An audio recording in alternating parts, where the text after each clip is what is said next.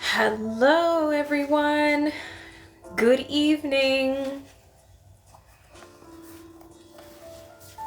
Happy Monday, Miss Deborah. It's good to see you. Can you give me a thumbs up or something if you can hear the music?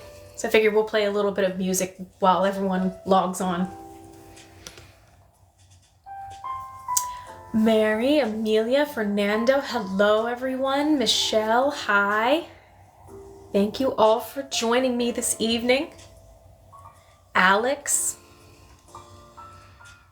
Pastel Reynosa, hello, good evening, or good afternoon, or wherever you're watching this from.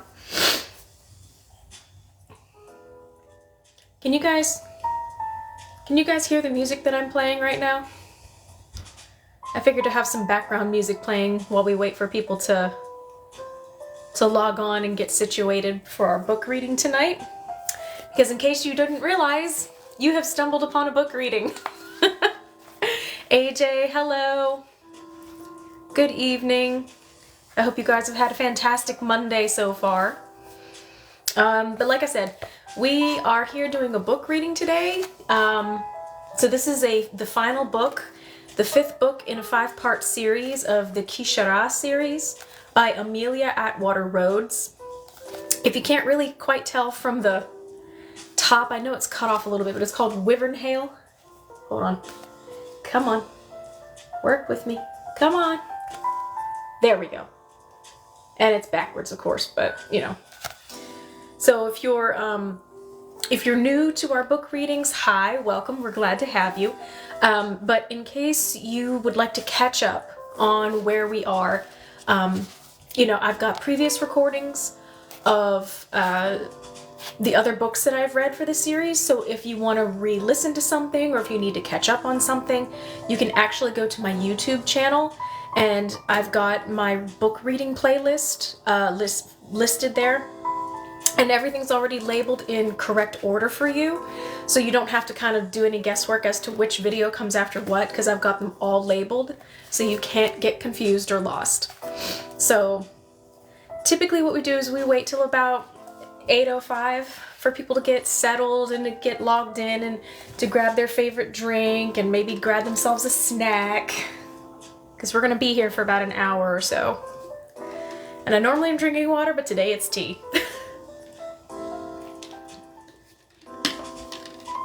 Oh.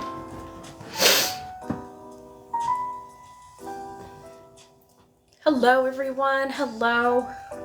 I'm so happy to see you guys on here.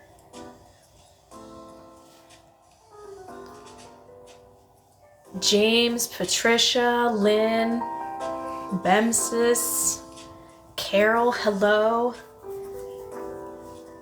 Karen Mountain, hello. My goodness.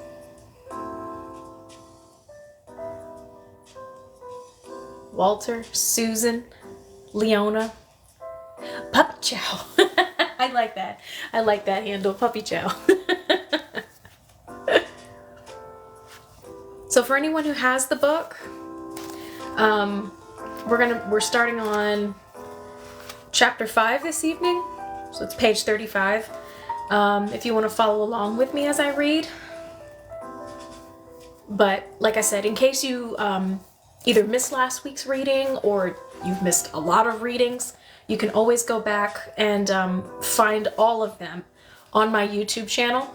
So, you know, don't hesitate to maybe even become a subscriber to my YouTube channel. I know, shameless, I know. But that way you will at least get notifications when, if you happen to miss a live here on TikTok, you can get the uploads notification when I upload these readings, and my Nikki content, my main content that I do on this channel, because I upload all of that stuff to my YouTube as well. So, but like the random stuff, the stitches and the duets and all that, I typically just keep them here on TikTok, but my main content and my book readings, that is always going to be on my YouTube channel as well. So, and like I said last week, for any of you guys who will be watching this on YouTube, if you've missed the live today, we always do Monday evenings from 8 to 9 or sometimes 8 to 9:30. Once in a while, toward the end of a book, we'll try and do like a 2-hour read just to finish it off. So, it just kind of depends on where we are in the story and if my eyeballs and my voice can handle that long of a read. So, but all right, so it's about the right time now for us to get started. So I hope you all have grabbed your favorite snack, your favorite drink, and have gotten comfy. So here we go.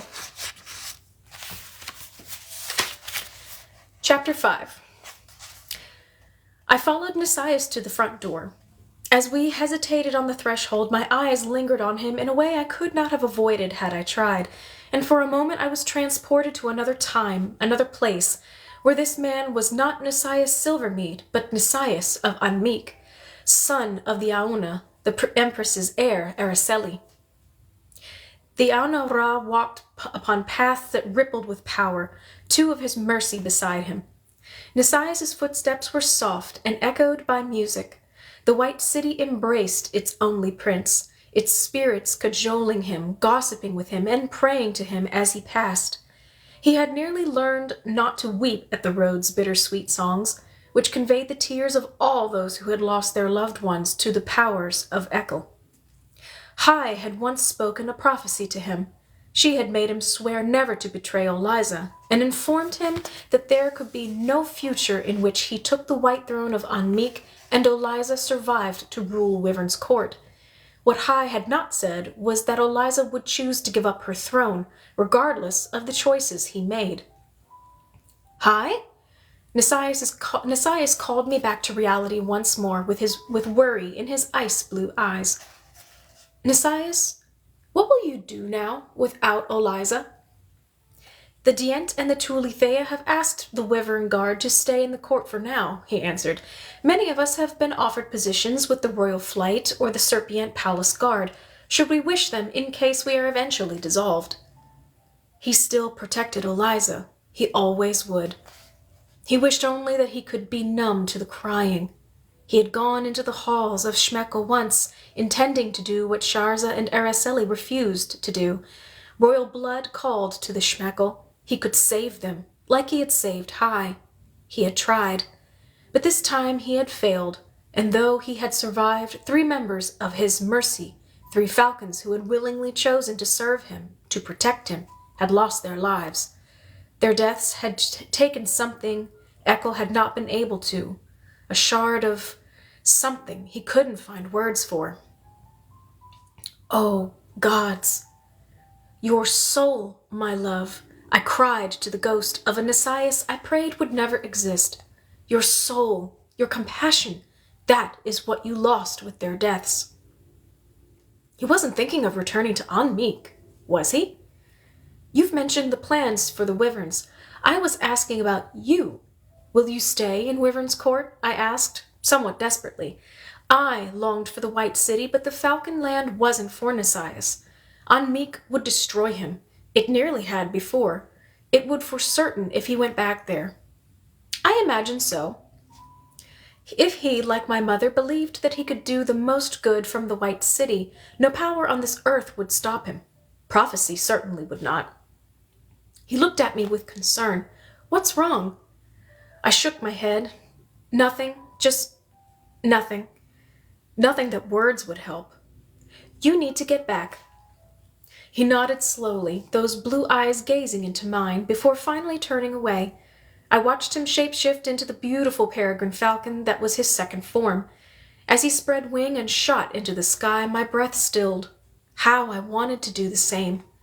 Instead, I saddled Najat, the Arabian mare that the Serpient Royal House had given me, and headed into the woods. Though the obsidian camp moved constantly, I never had trouble finding it.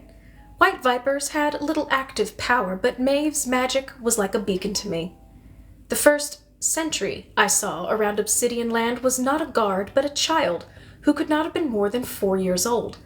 Concerned that she might be lost, I dismounted Najat and walked slowly toward her. Hello? The child, who was intently peering through the trees, did not seem to hear me. Hello? I said again, moving closer. The girl turned toward me, her eyes wide. Though her milk-fair hair spoke of white viper parentage, her eyes were a deep, rusty red, a cobra's eyes. My first thought was, another of my father's? Absurd. My father had been dead 2.5 decades. But she was obviously the result of some cobra's indiscretion.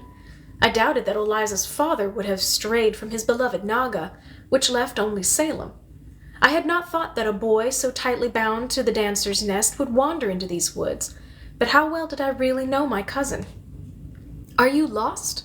I asked when the girl didn't speak. Do you know how to get back to your family? She chewed on her lower lip. Take my hand, I said softly. I'll help you get back to the camp. She raised her tiny hand to put it into mine, and only then did I see the blood on her pale skin. Are you hurt? I had only half finished the question when she wrapped her fingers around my hand and the world shattered. Fire! I shrieked as a wyvern's untamed power tore through me, searing everything that Anmik had left frozen and numb and ripping from me all the sakri I had ever spun. I saw Wyvern's court awash in scalding magic, serpents and avians slaughtered by Oliza's child. This child, Kei, who didn't exist yet, except in visions like this one. She looked different every time I saw her, but each time the vision was so powerful I had no way to guard myself from it. Oh gods, I could see. The survivors fighting as the falcons came to try to tame Anamirak's power before it could engulf the whole world as it nearly had once before. So much screaming, so much pain. Nisias weeping as if his heart had been ripped from him. And then I recalled the moment, months before, when Nisias had dove into Ekel to save me and had nearly lost himself. I told him, I have danced 1,000 futures and lived 1,000 lifetimes, and all I have seen are ashes and ice. You are too. You don't belong here. You have things to do out there. Go, Nisias, please. Only if you will. Swear you'll go back, and I'll try. I couldn't stand to see Nisias fall in that dark place, but surely he would have found his way back. I could have said no. Instead, I swear. Then I swear as well. Why had I made that vow? Let me turn that down.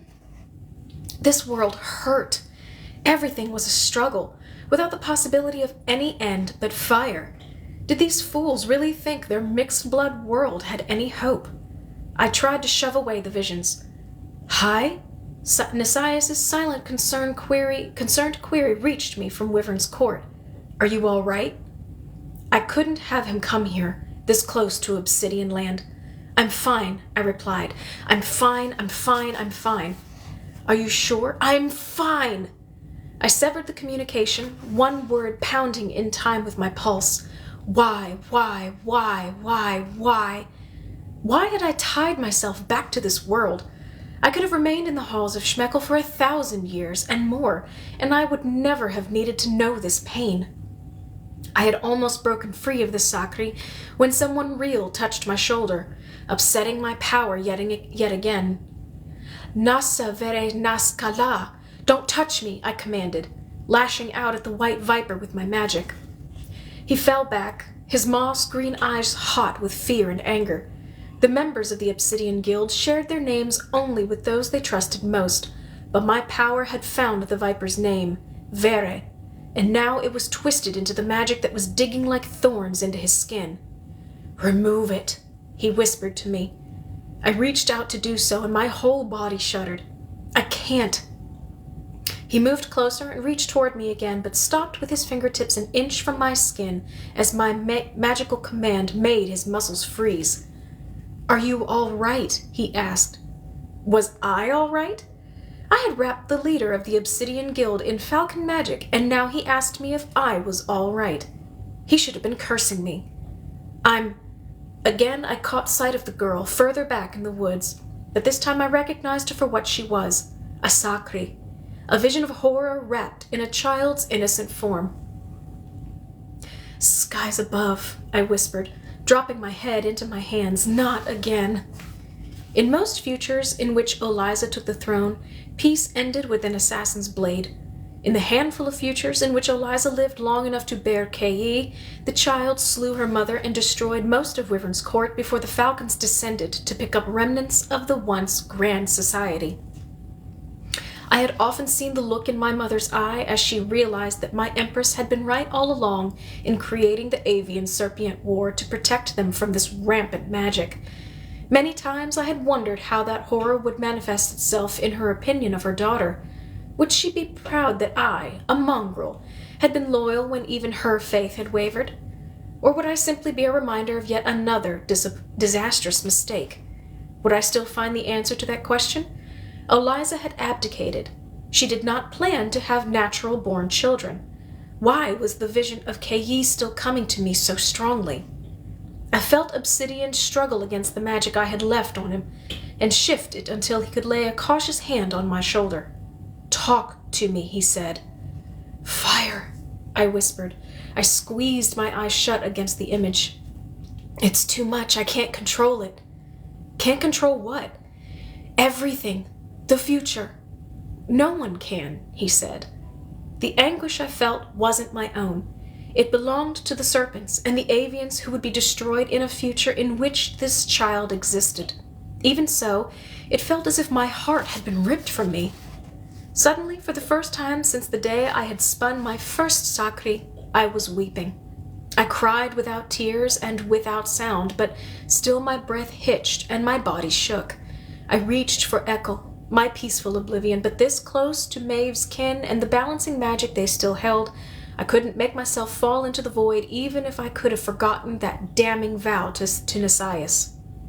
Without words, Obsidian wrapped me in his arms, holding me as I struggled to free myself from the aching sorrow. Was this how other people felt all the time? How could anyone live if at any moment they could be struck by this pain? Even when I shoved back all the screaming, wailing, and weeping, I could taste tears on the back of my tongue and feel them making my lungs tight and my chest heavy. Finally, as the dry sobs subsided, I asked, "Why? Why what? Why comfort a mongrel falcon who would strike you with magic just for coming near?" He tilted his head, a quizzical, almost amused expression on his face. "You really don't know?" "You've said you were loyal to my father," I said, guessing. "True, I was loyal to Angers Cobriana. If he had lived to be king, I would have followed him. When you first came to Wyvern's court, I introduced myself to you because I knew you were his daughter. But that is not why I am still here right now." "Then why?" He shook his head as he rose to his feet and offered me a hand to help me stand. "I would never be able to walk away from someone in the condition I found you in. I don't have a falcon's power, but I could feel your agony half a mile away." When he saw my confusion, he asked, "Doesn't anyone on Anmeek ever just do the right thing?" I snickered. Right is a relative term when you're dealing with the white falcon. Hesitantly, I took Very Obsidian's hand, but this time there was no flash of power. No visions overwhelmed me as I rose shakily to my feet. I was too burned out for even my volatile magic to catch a spark. Oh, please don't fall.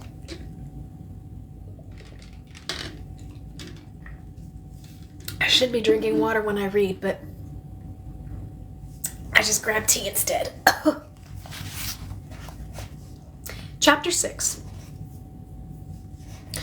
"I've never thought of you as a falcon until now," Vere said. "When I heard you speak of yourself as if Anamirak has never touched you, I suppose it was arrogant of me to ignore one half of your parentage because I was fonder of the other. If you have to ignore half of my blood, I would rather you ignore my father's," I said, cut by his words, which I had heard in many forms as a child. He shook his head. "Then you would have been dead long before I let you walk these woods." "I could kill you before you could injure me," I pointed out. "I could kill you in such a way that you would feel like it took you centuries to die. I was raised on Anmeek after all. I might have been a dancer, but I learned many of the Mercy's tricks. He nodded. I suppose you could, except for one thing. What is that? You would have to care enough about your own life and my death to do it. And you don't. Not nearly. I shrugged. Perhaps. Perhaps. I felt very tired, very worn down by the despair in my visions for someone who couldn't care less if she lived or died. As if summoned by my thoughts, the child darted across our path again. White blonde hair streamed behind the running figure. I told Nisias I would check on Eliza for him, I said, shifting the topic to something that concerned me more, since I knew that you would not want him to come here himself. Partly I spoke to fulfill my duty to the peregrine, but I was equally interested in learning Very's opinion of the abdicated princess. Kay's possible fathers were many, but her white blonde hair in this particular vision could come only from one of the white vipers of the Obsidian Guild. She's here, heartbroken by what she has had to do, but confident that it was the right thing. Betia will help her through it. He paused, considering, before he added, I have no objection to her being our guest, but I would like someday to know why she made the decision she did. I haven't wanted to pressure her. And you think I might know?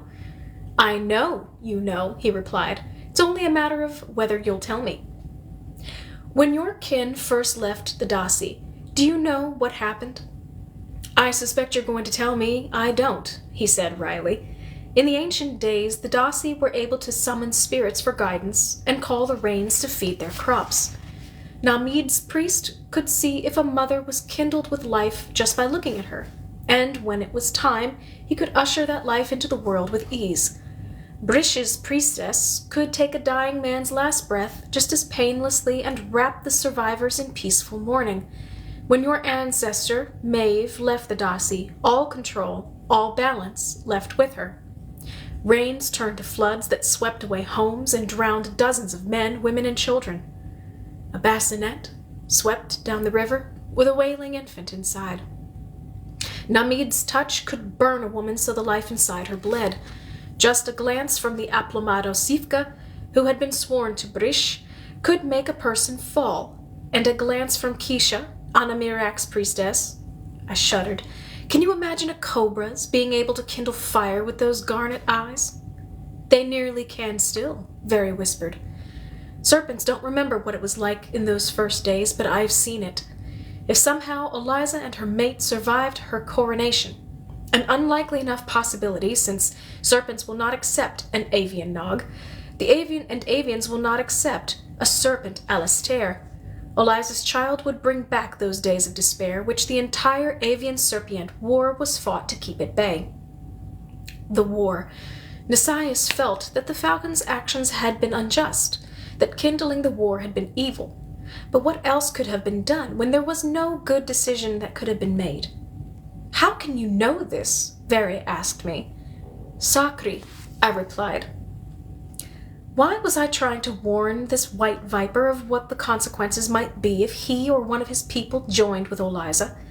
What did I have to lose if Wyvern's court burned? It would possibly mean my reconciliation with my mother, and therefore my empress, presuming I survived the fire. It would mean Nisias' broken heart as well, and of course the loss of Wyvern's court. Our conversation was interrupted as we reached the Obsidian campsite, and I was grateful for the timing. It kept me from pondering why I found myself trying to protect Wyvern's court when letting it burn might gain me everything. The Obsidian camp was simple. Hammocks, designed so they could be taken down swiftly if necessary, had been strung between the trees around a central fire. The Obsidian Guild was tolerated by the current monarchy, but in the past they had been actively hunted, and they had never dropped their habits from those days. All their camps were transient, and all their members armed. As we entered, a pair of serpents was performing a flame dance. They wove their bodies against each other, sliding around over and through the campfire. A mistake, and those watching would choke on the smell of burned flesh. I closed my eyes, and for a moment I saw the triple arches of Unmeek. The 3 arches were among the highest structures in the city, less only to the Yenamaral, the White Towers. To fall from that height. Some days I felt as if I might still be falling. I opened my eyes, forcing my attention past the dancers to where Eliza was curled in the arms of her wolf, Betia. The wyvern's eyes were swollen as if she'd been crying, and she was watching the flame dance intently, as if to avoid drowning in her own thoughts. Her expression, which reflected how I felt every moment of my waking life, drew me to her almost against my will. Betia saw me first, and her gaze met mine. "Don't hurt her," the wolf said, quite clearly, without needing to speak. "She has been through enough today." I nodded, knowing she would sooner snap my neck than let me harm her mate. Betia's attention prompted Eliza's, and the wyvern visibly braced herself as she watched me approach. I almost said, "I understand." I knew why Eliza had left, knew the horrors she had seen, which no one should ever have to face. I was probably the only person in this world who fully understood. But as I looked into Eliza's eyes, the words fled. The once princess had her mate for understanding. She had Obsidian Land for sanctuary. And I realized she had the blessed amnesia that came to those who worked Sakri without training. She remembered only enough to know that she had chosen this exile for a reason, and to fear the woman who had twice triggered the terrifying visions of the future. I took a step back, surprised by how much it hurt to see such wariness in her. "I'm sorry," I said, without being able to help it. "Why?" Eliza's voice was guarded, with good reason. She had no way of knowing that I had not intentionally shown her the visions that had eventually led to her abdication. Araceli, heir to the Empress, had hinted more than once that it would please the royal Falcon House if Eliza never took the throne of Wyvern's court. If the veiled request had come from Sharza, or if my loyalty to Nisias had not stayed my hand, I would not have hesitated to sabotage Eliza's reign. Eliza was right to be nervous. She had no reason to trust me. "For intruding," I said. "Nisias was worried. Since he can't come here, I told him I would look in on you." Eliza relaxed a little when I said the peregrine's name. "Please, thank Nisias for checking on me, and tell him that I'm sorry I couldn't let him know where I was going. I'm with friends," she added. "I couldn't stay at court." "He understands. As do I. I'll let him know you are safe." "Thank you." I turned to go, but she called my name. "Hi? Yes?" "I know my leaving hurt Nisias. Take care of him." The image of Nisias as Anmeek's cold prince briefly flickered through my memory. I wondered if Eliza had seen that vision, and if it had made any difference. "I will, as long as I can." I walked away from Eliza and Betia and back toward the dancers. Watching their movement, I could almost read the pattern left by the dancers' bodies. The white vipers currently performing had just enough magic to lace the air with innate power, but not enough to hold the spell in place.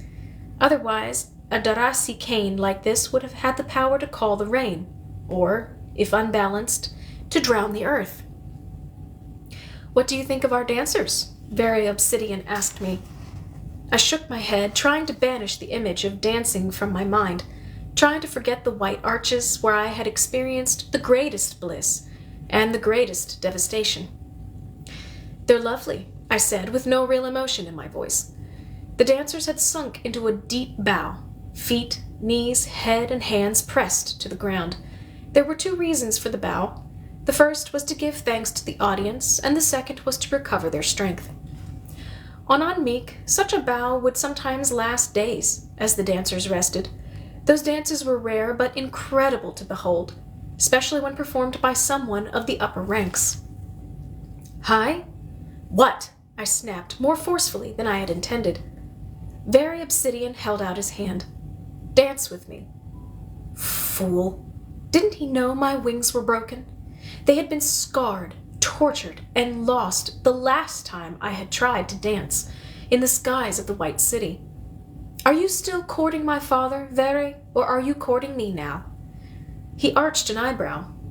"I might do both," he admitted, "if I thought I could ever mean half as much to you as your peregrine does. But what man on this earth could hope to compete with the prince who brought you back to life?" The honest reply, so blunt that it could have come only from a serpent, diminished my useless anger. I just shook my head. I don't dance anymore. I rubbed my hands over my arms, smoothing away goosebumps. Please, just understand. It's hard to understand when you refuse to explain. Serpents! Only they would insist on dragging such pain back into reality, on rehashing and sharing such vile histories. He waited until I found words that could answer him. The ancient dances were meant to weave magic. I can't control my power even when I do not call upon it. If I try to dance, I don't know what will happen. There's more, he said softly, no doubt reading the deeper fear in my eyes. Another day, Viper. He sighed. As you wish, Cobra. I winced as I turned away. Better to forget.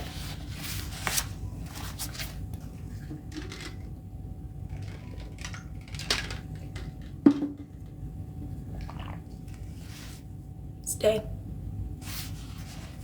Chapter 7. In desperate need of comfort but not wanting to bother Nisias, I traveled to a still pool deeper in the forest. To detach myself from the chaos of this reality, I immersed myself in the cold water. I swam deeper until my lungs burned and my heart raced, and then finally those physical pains faded as my magic replaced breath and blood. I reached for the city of Anmeek. My two mothers, Darien, who had borne me, and Sharza, who had raised me, were almost always together and were almost always fighting.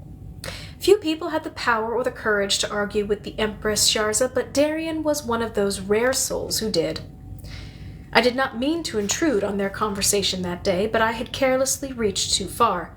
Sharza and Darien ceased talking and shifted their attention to me. "Hi," my mother said. The instant Darien spoke my name, Sharza turned away, assuming that I was not seeking her. Losing that brief moment of attention from my Empress was like having all sunlight disappear. I knew that Darien sensed my reaction. I felt her disappointment through the magic that connected us in that moment. What did she expect from me, the daughter she had abandoned? If my devotion had been focused on anyone but Sharza, would Darien have cared at all? Or was this just another excuse for her war with my Empress? Darien said she wanted to change the island, like Maya.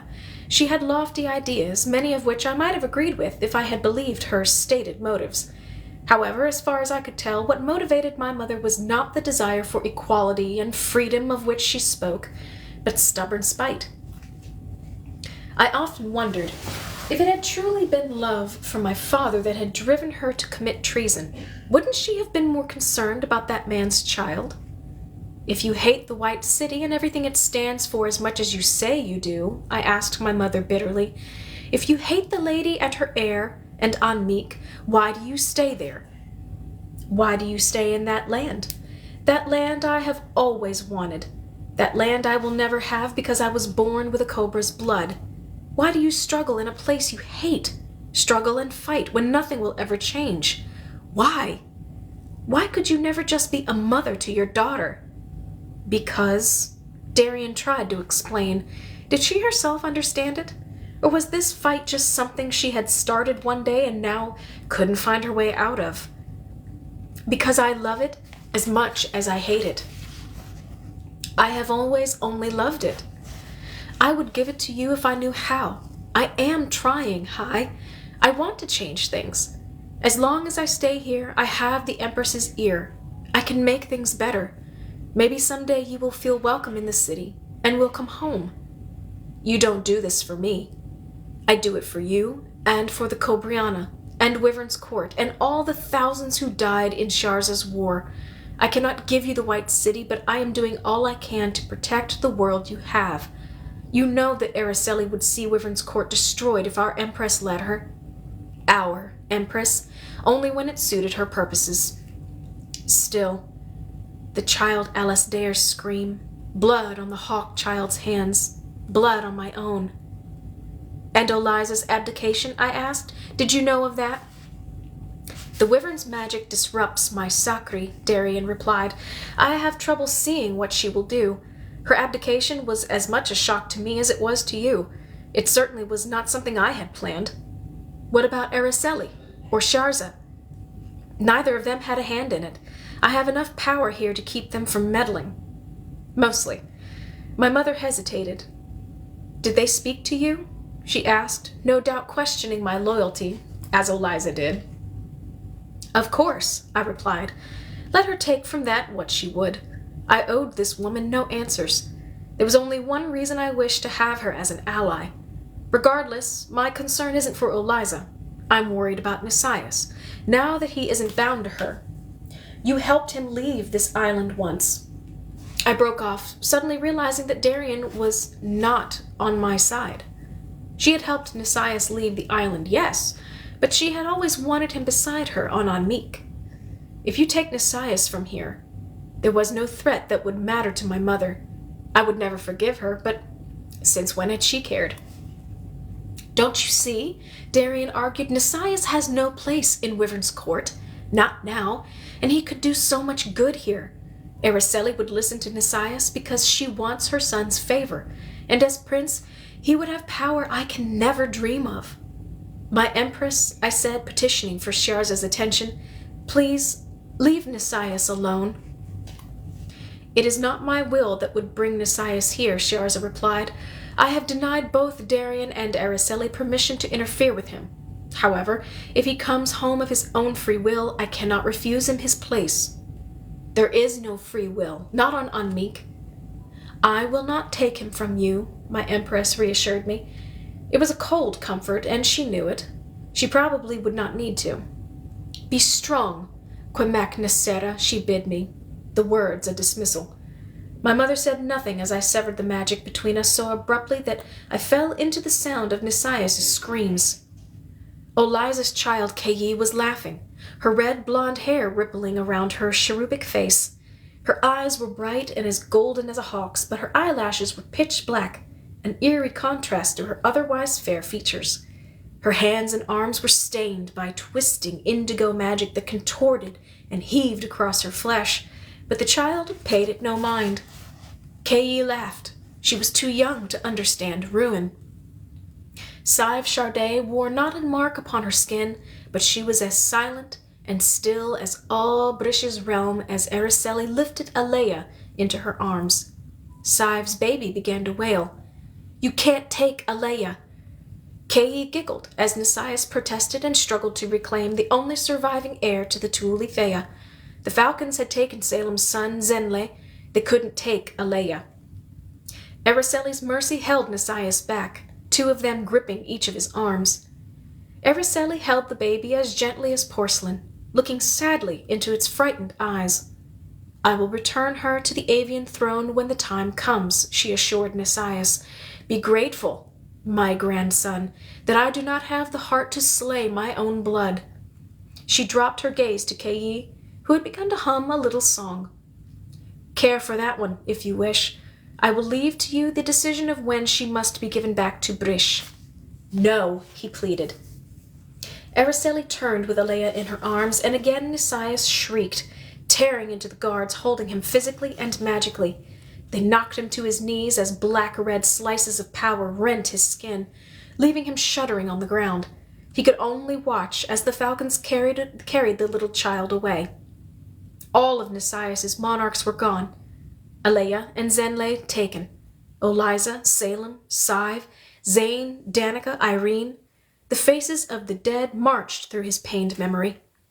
Kayi still laughed, though her hands, those tiny pink hands, were stained with the blood of thousands. She giggled, reaching for things only she could see. Birds and butterflies, fairies and nymphs, raindrops, snowflakes, anything but the steel-hard sky, bleached as white as bone. I dragged myself from the vision, choking on screams as I struggled back to shore. Don't cry, my love. You do all you can. I wept as I lay on the beach, too exhausted to move. I'll do what I can for you. Someone nudged my shoulder, roughly checking for life, and my body shuddered and began coughing up water, seeking air instead of raw power to sustain us. Valio Frictane looked at me with distaste. One of the two competing alpha wolves in the area, Valio despised weakness. Nearly drowning in still water probably did not strike him as strong. I've heard that falcons can do that. Just stop moving, eating, drinking, he remarked, but I didn't know they could stop breathing. Breath belongs to Mehe, I replied, drawing in the air nonetheless. I could sustain myself for years on nothing but Anmeek's power, as I had in the halls of Schmeckel before Nisias had taken me from there. But if I wanted to escape from that last vision, I needed to ground myself back to the world. Ekel has no use for it. The wolf let out a disdainful snort. Well, sorry to interrupt your melodramatic expiration, but I thought Wyvern's court might object to a dead cobra in our woods. I would be shocked if they noticed. But I accepted the wolf's help as I stood. When I touched his hand, I tried to ignore the images that it conjured. Eliza and her mate had each crossed paths with Valio in the past. Do you need assistance back to Wyvern's court? I can make it. He watched me skeptically as I wrung water from my hair. Surely I looked less than capable to him, with my hair and clothes still dripping and my hands and arms streaked with dirt from lying on the ground. I was content not to earn the high regard of Valio Frectane. He was a man who was used to power and getting his way even if it meant abusing those beneath him. I was too much a falcon to tolerate intimidation by or force from a wolf and, though I cringed to think about it, too much of a serpent to forgive the crimes he had committed in his past. After I'd chosen to ignore Araceli's hinted requests that I begin a war in Wyvern's court shortly after I first woke here, it would have been a pity to start one accidentally by killing a wolf king. So I walked away, not upset to hear the wolf scoff as I made a half-hearted attempt to brush mud from my skin and clothes. Wondering if I would have to walk back to Wyvern's court, I called silently for Najat and was pleased to find that the horse was not too far away in the woods. She came to me, and I climbed into the saddle and closed my eyes to rest as we returned slowly to Wyvern's court. Najat knew the way home far better than I.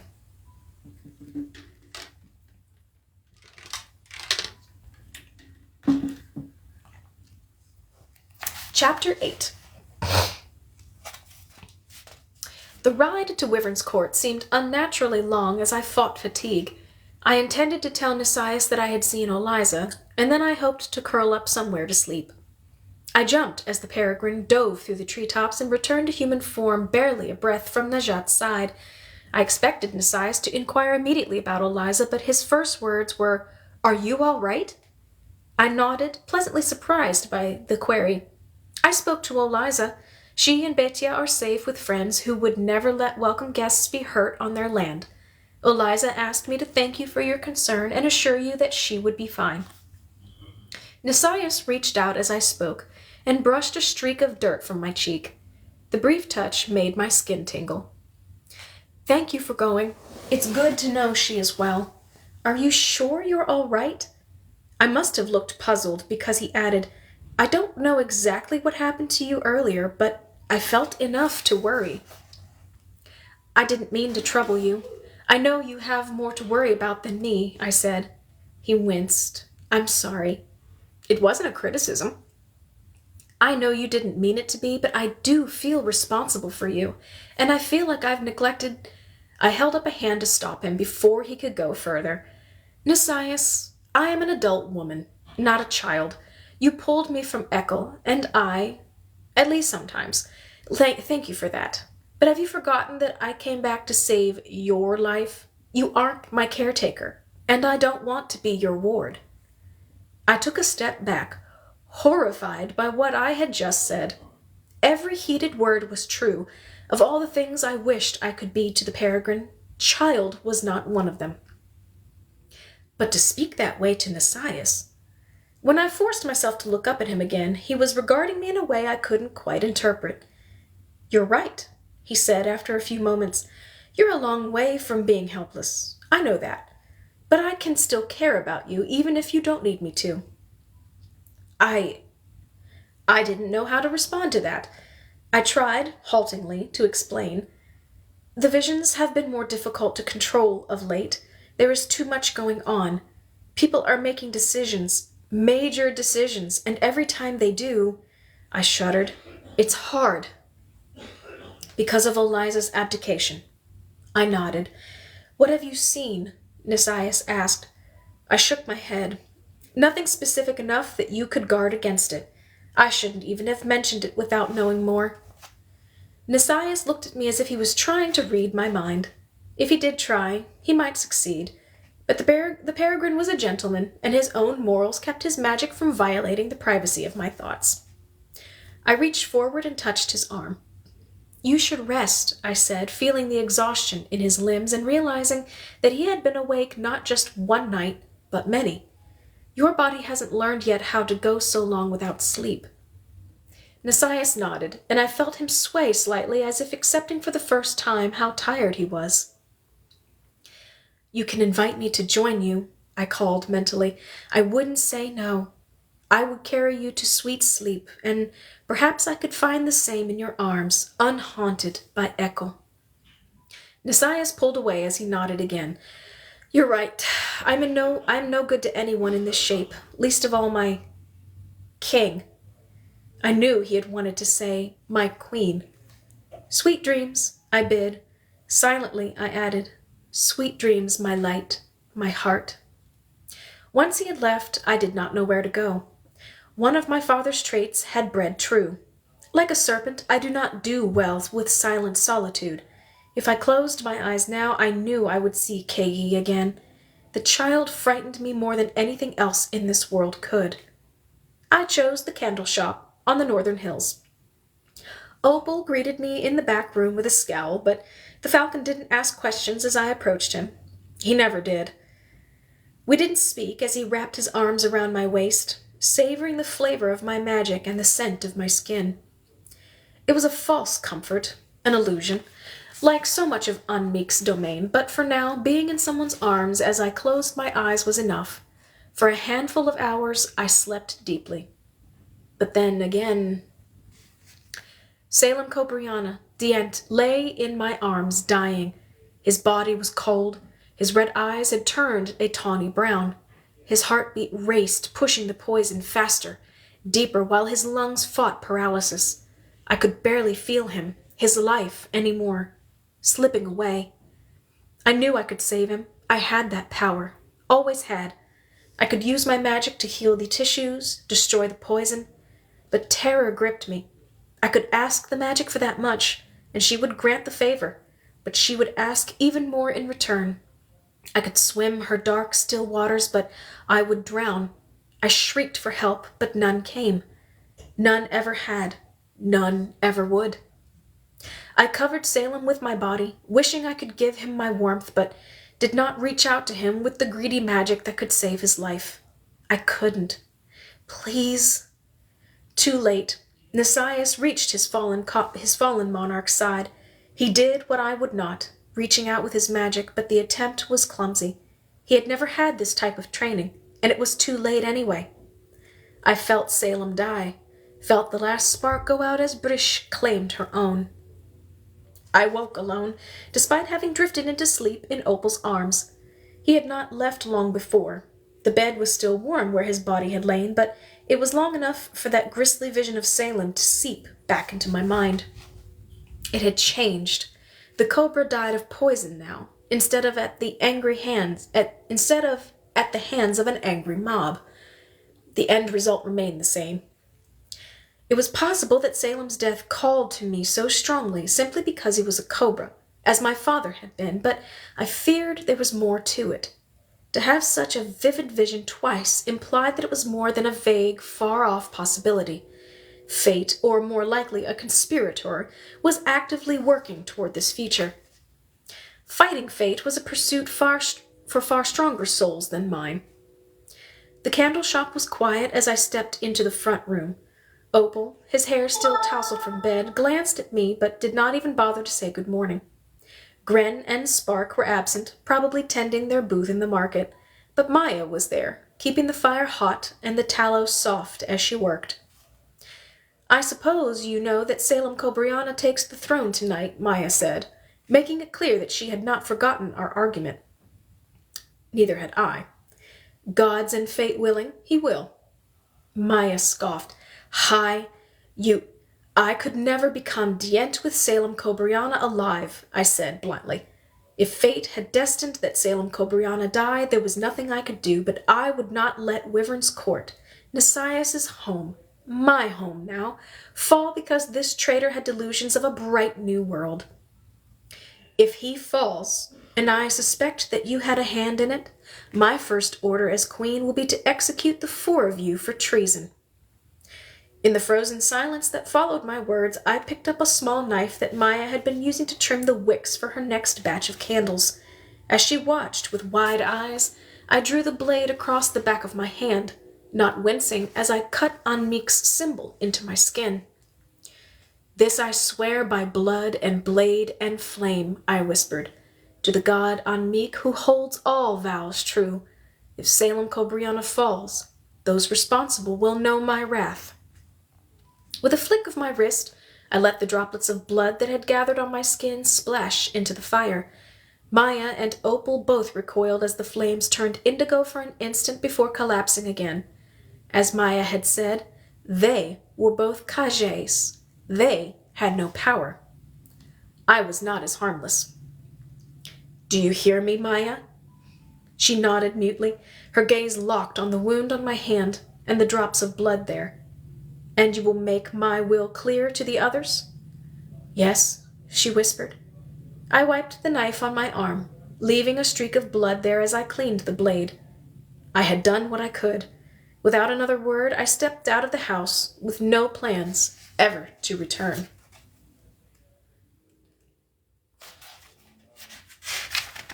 We have time for one more chapter.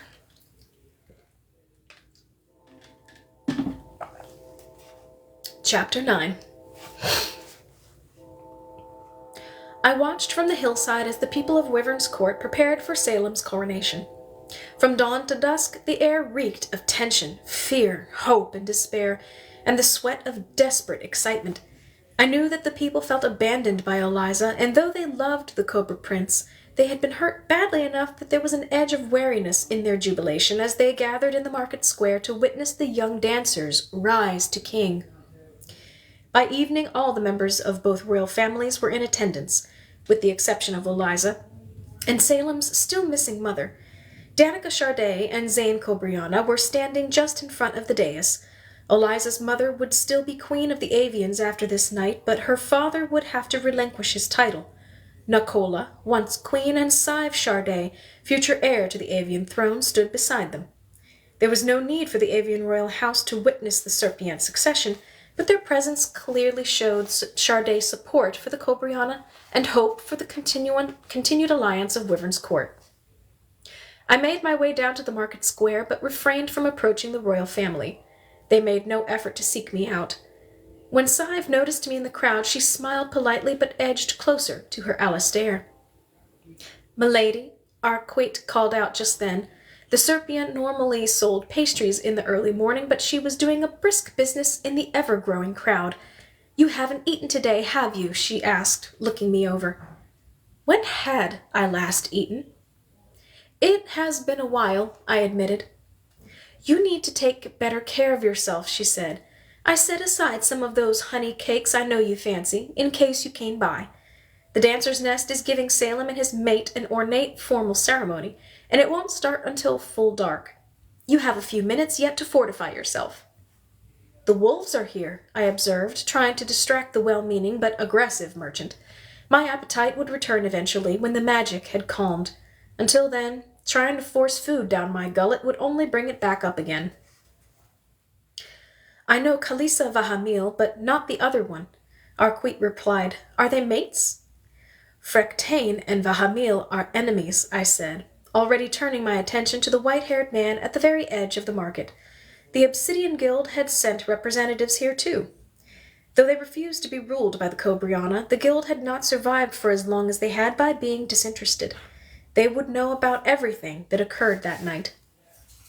As true dusk fell, dancers clad in elaborate silver and black malos, the traditional colors of the Cobriana royal house, went about lighting torches until the market was as bright as at noontime.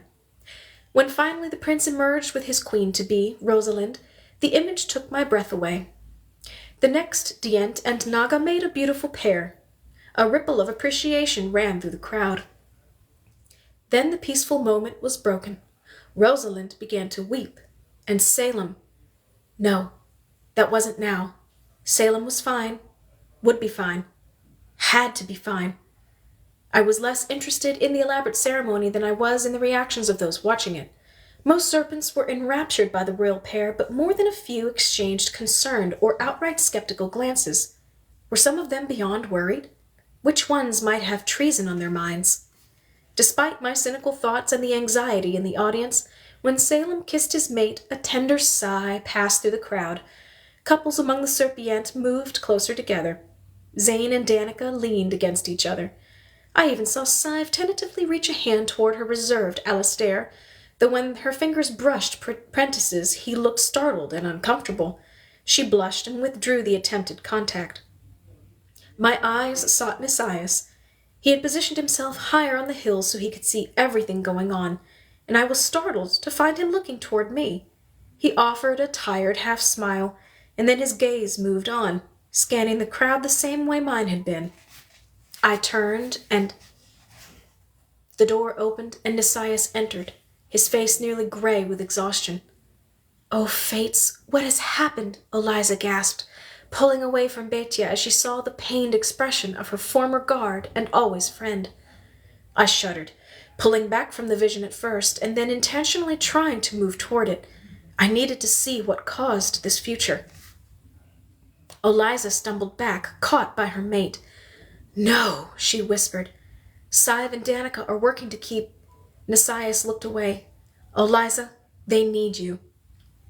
Her eyes brimmed with tears as she realized the consequences of this horror.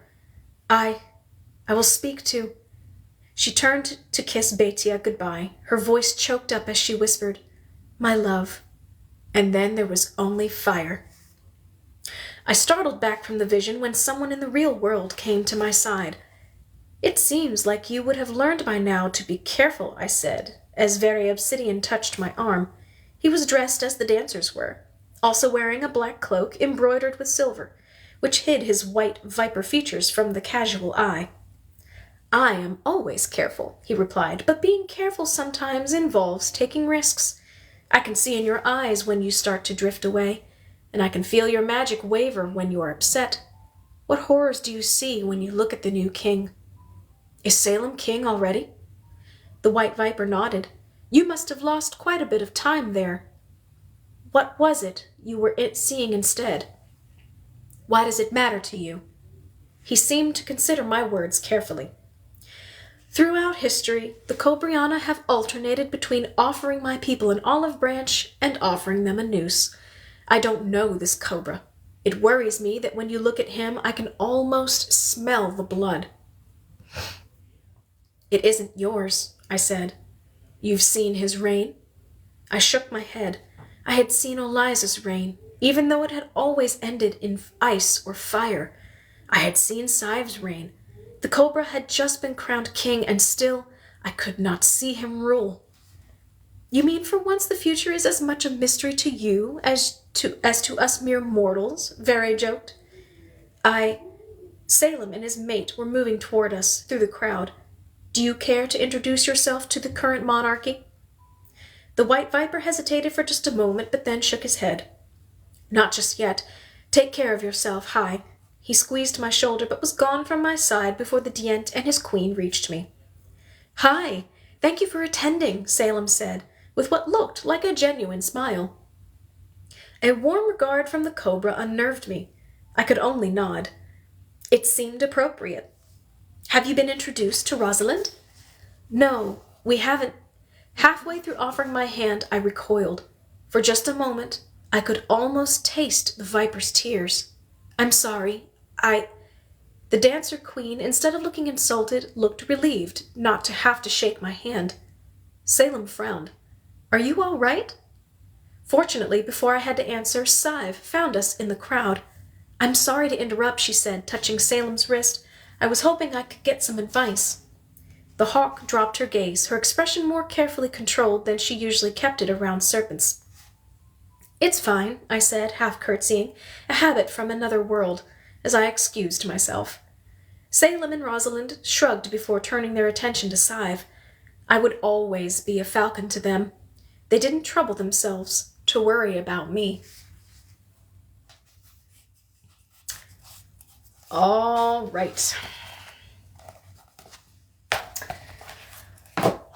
Well, that brings us to the conclusion of yet another book reading for this Monday evening. Thank you all so much for joining me, as always. It is a pleasure being able to read for you guys. So we will continue on with our read for next week, Monday evening, 8 o'clock. So again, for any of you guys seeing this on YouTube, probably tomorrow evening when I get everything uploaded. If you haven't had a chance to come and see me read live on TikTok, please join me and everyone here for a live reading, just to shake things up a little bit. Oh, thank you, Miss Deborah. See you next Monday. Have a great night. So we'll see you guys next week. Until then, I hope you all have a fantastic week.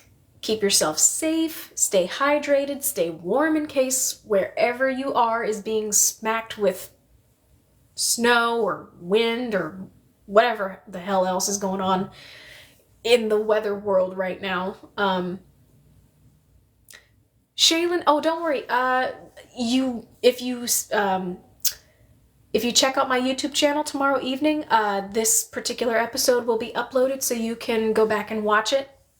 But again, next week, 8 to 9, in case, you want to set a reminder on your calendar or something like that. But, until then, I will see you guys next week.